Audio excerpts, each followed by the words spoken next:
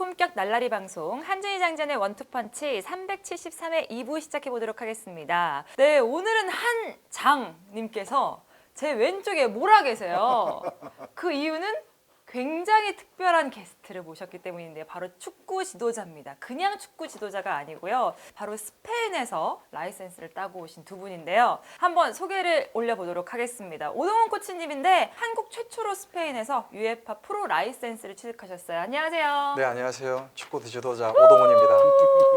네, 좀 소개 좀 더 부탁드릴게요. 본인 원샷으로. 브라질에 이제 체육 학사 공부하러 갔다가 학사를 마치고 포르투갈로 이제 대학원을 다니러 갔다가 거기서 이제 마치진 않고 스페인에 가서 이제 지도자 생활 자격증 취득하고 거기서 이제 현지에서 실제로 이제 협회에 등록해서 지도자로 활동을 하고 왔습니다. 네, 그렇군요. 조금 더 나중에 이야기를 나눠보도록 하고요. 그 옆에 계신 분 소개하도록 하겠습니다. 장영훈 코치님, 바로 발렌시아 지역에서 UEFA A 라이선스를 취득하셨습니다. 안녕하세요. 네, 안녕하세요. 저는 장영훈이라고 하고요. 말씀해주신 것처럼 발렌시아 지역에서 이제 스페인 지도자 라이센스를 취득했고 그 이후에는 이제 스페인적인 경험을 가지고 한국에서 계속 코치로 생활하고 있습니다. 근데 두 분 다 이 스페인에서 지도자 활동을 직접 하셨다고 들었는데 좀 어떤 곳에서 활동을 했는지 구체적으로 설명해 주시면 좋을 것 같아요. 네, 저는 처음에 이제 제일 첫 번째 라이센스 따고 나서 아틀레티코 마드리드 8세반 어린 연령대에서 코치해서 거기서 이제 실습 경험 쌓고 네. 여러 팀에서 일했어요. 뭐 팔레스트라라는 팀에서 거기서 7인 축구 감독도 하고 그 뒤에 이제 한 3개 팀 정도에서 고등학교 팀 코치도 하고 초등학교 팀 감독도 하고 여자축구팀 7대7 축구 그다음 뭐 성인 축구팀 감독도 하고 그다음 최종적으로 이제 했던 게 제가 작년에 이제 스페인으로 잠깐 넘어가서 이제 제가 전에 같이 일하던 고등부 감독이 스페인 3부 리그 감독이 돼서 거기서 한 3개월 정도 3부 리그 경험도 하고 그런 지금 이제 한국에 네. 있습니다. 3부 리그는 프로팀. 그렇죠. 네. 그 UEFA 프로 라이선스를 스페인에서 취득을 하신 거는 정말 대단한 일이고 한국인 최초잖아요. 그런데 얼마나 걸리셨어요? UEFA 프로까지 취득하는데? 총 기간으로 따지면은 6년 정도 그 정도 걸렸습니다. 근데 원래 브라질에서 있으셨다가 스페인으로 네. 넘어가셨잖아요. 그런 계기가 있었어요? 네.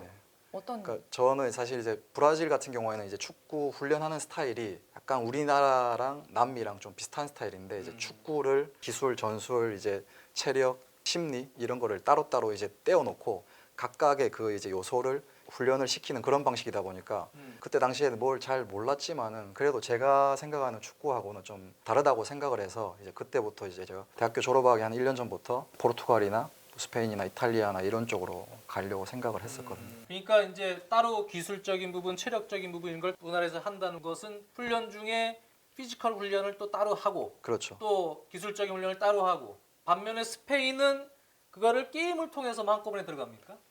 그렇죠. 여러 가지, 그러니까 꼭 한 가지 방법으로 그 나라 전체가 훈련을 하는 건 아니지만은 스페인 같은 경우에는 뭐 통합적으로 이제 다 같이 이렇게 뭐 훈련을 하는 경우도 있고 우리나라나 남미에서 하는 그런 방식의 훈련은 이제 한 10년, 20년 전부터 안 하고 있다고 보는 게 맞죠. 그러면 아틀레티코 마드리드에도 계셨으니까 네. 어린 팀. 지금 디에고 시메오네 감독은 아르헨티나 남미 분이잖아요. 네, 네. 이분은 그러면 남미 스타일로 들어가는 거예요? 그렇죠. 그러니까 시메오네 감독이 훈련하는 스타일은 이제 유럽에서 조금 극히 좀 드문 케이스죠. 체력 전형적- 훈련 체력 따로 훈련 하고. 많이 네, 하고. 따로 거기서- 따로 하고. 네.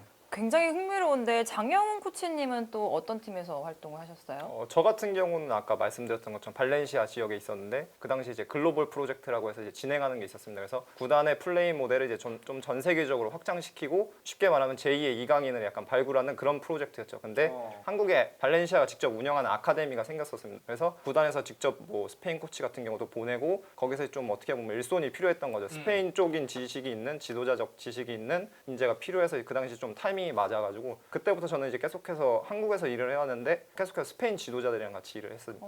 그럼 이강인 선수 어렸을 때 모습도 본 거잖아요. 네, 제가 있을 때가 이제 중학교 1학년, 중학교 2학년 때 나이죠. 어땠어요? 봤을 때?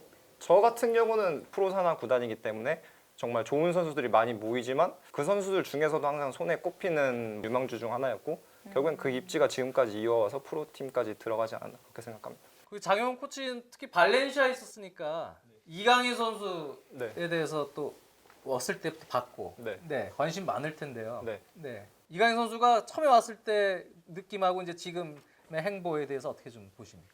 좋은 선수로서 이제 성공하기 위한 길로 나가고 있다고 생각하는데 이번 시즌 같은 경우가 되게 크게 작용을 할 것 같아서 그래서 임대를 가서 좀 최대한 경기를 많이 뛸 수 있는 팀에 가는 게 좋다고 생각은 하는데 일단은 그거 자체가 지금 뭐 상황으로 봐서는 워낙 불확실하다 보니까 모르겠는데 제가 있었을 당시 이제 봤던 거를 기준으로 했을 때 그 당시 뭐 주변에서 기대했던 거나 그런 부분들이 모두 충족되고 여태까지 어떻게 보면 너무 탄탄대로를 걸어왔다 이렇게 볼 수도 있을 것 같아요. 그래서 이번 시즌이 뭐 선수 개인에게는 시련이 될 수도 있고 아니면은 말 그대로 여태까지 이어온 탄탄대로 이어나가는 시즌이 될 수도 있다고 생각하는데 워낙 선수가 일단 가지고 있는 능력이 확실하고 본인이 축구에 대한 그 의지 같은 게 워낙 있다 보니까 전자가 됐든 후자가 됐든 어떻게 됐든 선수의 발전에 조금 최대한 도움이 되는 시즌이 됐으면 하고 그렇게 될 거라고 생각합니다. 팀을 떠나는 게 좋겠어요? 잔류하는 게 좋겠어요?